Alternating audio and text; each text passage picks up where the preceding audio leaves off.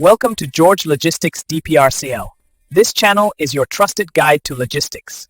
Import-export business and sell products worldwide. The idea sounds exciting, but then confusion hits. Licenses, customs, shipping, payments. It feels too complicated. Don't worry, the solution is simpler than you think. In this video, I'll break everything into easy, step-by-step actions so you can confidently start your own import-export business without getting lost in complexity. Step number 1. Research and legal setup. If you're planning to start an import-export business, your very first step is deep research. This isn't about Googling for 5 minutes. It's about understanding which products have global demand, which countries need them, and how profitable they can be. For example, organic food products, eco-friendly items, clothing, machinery, or even electronic accessories often find strong demand worldwide. But just because something sells in your local market doesn't guarantee it will succeed abroad. That's why you need to study trade reports, competitor strategies, and consumer preferences. Once you identify your niche, the next task is setting up your business legally. Choose the right business structure in your country, whether it's a sole proprietorship, LLC, or corporation. Register your business officially, get a tax identification number, and secure the necessary licenses. Remember, in international trade, paperwork is not optional. It's your entry ticket. Without proper registration, your goods can get stuck at customs, and that could mean serious losses. So, think of this step as building a strong foundation.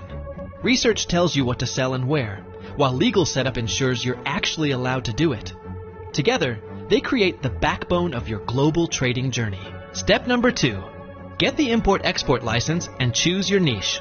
Now that your business is registered, the next big step is to get your import-export license or code. Different countries have different names for it, but the idea is the same. This code or license is issued by your government's trade authority, and without it, you cannot clear shipments across borders. In India, for example, it's called the IEC code, while in the United States, you need to register with CBP and IRS. Applying for it is usually straightforward, and in many countries, you can do it online. Once you have this, you're legally ready to trade internationally. But here comes the tricky part: choosing your niche. A profitable import-export business doesn't sell everything to everyone. It focuses on products that have consistent demand, good margins, and are relatively easy to ship. For instance, heavy furniture might have demand, but it's costly to transport, so your margins shrink. On the other hand, lightweight items like fashion accessories, organic spices, or digital devices are easier to manage. Think about durability too. Goods that can withstand long shipping times are always safer. Choosing your niche carefully ensures you don't waste money on products that look good on paper, but fail in reality. So, your license gives you the legal permission, and your niche gives you the business direction. Step number 3. Build global networks and partnerships. In the import-export business, your network is your net worth. Once you know what to sell, the real work begins. Finding reliable suppliers and trustworthy buyers. You can't just depend on Google searches for this. You need to attend international trade fairs, exhibitions, and industry conferences where manufacturers and buyers meet face-to-face. If traveling is difficult, you can join global B2B platforms like Alibaba, Global Sources, or India Mart. These platforms connect you with verified suppliers and buyers from across the world. But here's the important part. Don't jump into deals too fast. Always do due diligence. Check supplier certifications, past performance, and client reviews. Similarly, when dealing with buyers, confirm their financial credibility and payment history.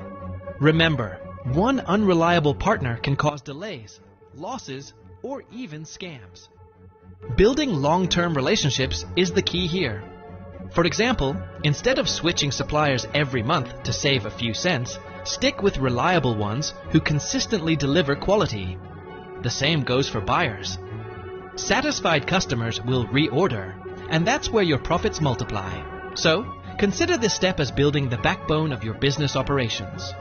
Without strong partnerships, even the best product idea will collapse in the world of international trade. Step number 4. Logistics, payments, and compliance. Now let's talk about the heart of import-export moving goods across borders. Logistics can either make or break your business. You'll need to work with freight forwarders, customs brokers, and international courier services. These professionals help you manage shipping routes, warehouse storage, and customs clearance. But before you ship, you must decide on Incoterms, international shipping terms like FOB free on board or CIF cost, insurance, and freight. These terms clarify who pays for what during shipping, so there's no confusion later. At the same time, payments must be arranged carefully. International business is not like local sales where you can just collect cash. You'll deal with advance payments, letters of credit, and international wire transfers. Setting up a proper business bank account with multi-currency support is essential. You may also explore trade finance options from banks to manage working capital. Compliance is another major area you can't ignore. Every country has its own rules for import duties, labeling, and safety certifications. If you ignore these, your goods can be delayed, rejected, or fined heavily. That's why it's smart to work with customs experts who understand the paperwork. When you handle logistics, payments, and compliance with care, your shipments move smoothly, payments arrive on time, and your business reputation grows internationally. Step number 5: branding, marketing, and scaling up. The final step is making your business visible and scalable. Think about it. Even if you have great products, how will buyers in another country discover you? This is where branding and marketing come in. Start by creating a professional website that showcases your products, certifications, and testimonials. A clean, trustworthy website makes buyers feel confident in dealing with you. Next, focus on digital presence. Use LinkedIn, Instagram, and global B2B platforms to promote your products. Share success stories, customer feedback, and product videos. Online visibility is your 24/7 salesman in the global market. As orders start coming in, don't rush into expanding everywhere. Instead, scale step by step. Begin with one region or product, track your profits, and then slowly expand into other countries. Listen to feedback, improve your packaging, optimize shipping, and always aim for repeat customers. Remember, it's easier to grow with existing buyers than chase new ones constantly.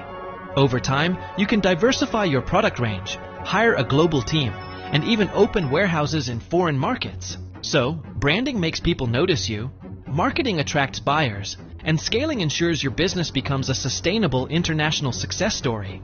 If you found this guide on starting an import-export business helpful, If you want more delivery tips to save money, hit that subscribe, link, share, comment, and turn on notifications.